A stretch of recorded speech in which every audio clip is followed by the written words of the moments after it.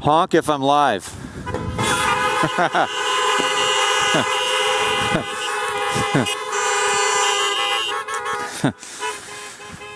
Well, good morning, everyone.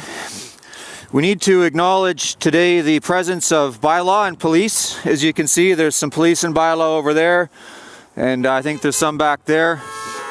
I need to let you know that our legal team at the Justice Center has accurately reported that we have received threats. I'm not terribly concerned, but I was concerned enough to report those threats to the police.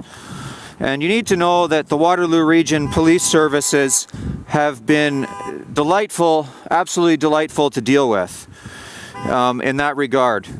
When the police do their jobs, and their job is to protect good guys from bad guys, they will always find their most faithful cheerleaders in the Christian church.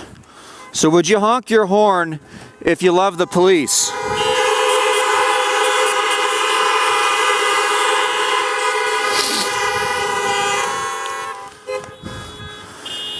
The media reported last week, or this week rather, that 2 attendees received tickets for last Sunday's church service. Do you want to know who those 2 attendees were? Those 2 attendees were Pastor Will Sherman and I. Pastor Will and I have now been bestowed with the great blessing of receiving 2 tickets for each service. One for organizing the service and a second for attending the service. Now, if you ever receive a ticket for attending one of our church services, please let us know. You should not agree to pay anything without contesting the constitutionality of this nonsense before the courts.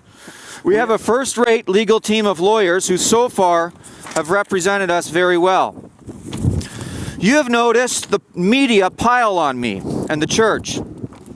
If the media spent half as much energy reporting on the harms of the lockdown as they have on the imminent danger of Trinity Bible Chapel and her senior pastor, the government would likely crack under the pressure and the lockdowns would be over.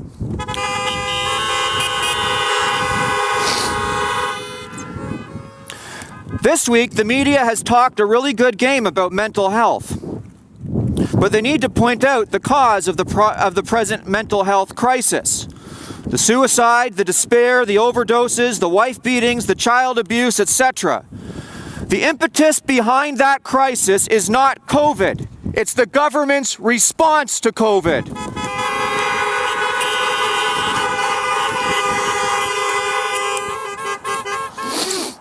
I read an insightful column by a local journalist this week. It was an inflammatory column against our church and against me. And it's amazing how intolerant Canadians have shown themselves to be. A nation that prided itself in tolerance and peace has suddenly become intolerant and hateful. The article was insightful. The journalist mentioned being fearful of contracting the contagion while attempting to maintain distance in grocery lines. It dawned on me from reading that article that she speaks on behalf of a large swath of the population that is presently living in absolute terror. I can't relate to that, nor do most of you. I really don't fear the virus, and I haven't since early April. But people of this society have now been paralyzed by terror and fear for 10 months. It's devastating and it's tragic.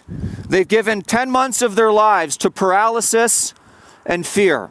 That's 10 months you'll never get back. No wonder they react the way they do to our desire to live free and our desire to be joyful together, to smile at each other, to greet each other, and to be together. The reason that we as Christians don't fear is because Christians live fearlessly. Death has already been defeated by Jesus Christ. The worst thing that can happen to me is that I die and go to heaven.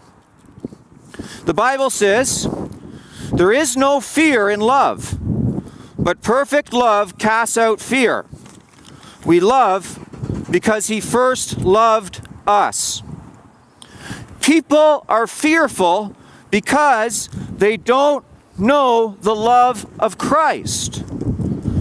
The Bible tells us In Psalm 91, verses 5 through 6, you will not fear the terror of the night, nor the arrow that flies by day, nor the pestilence that stalks in the darkness, nor the destruction that wastes at noonday. I wonder, personally and hopefully, if it will be the Christian church, not just us, but all churches, that will lead society out of this dark hole in which it finds itself. For we are the people who do not fear. We do not fear repercussions for doing what is right and proper, and we do not fear pestilence that stalks us in the night. But let us not throw contempt at the fearful people, whipping up hatred upon us. They do not know what they do. Much rather, let us answer their fear and bigotry with the love of Jesus Christ, who offers them and everyone free grace and everlasting life to all who believe.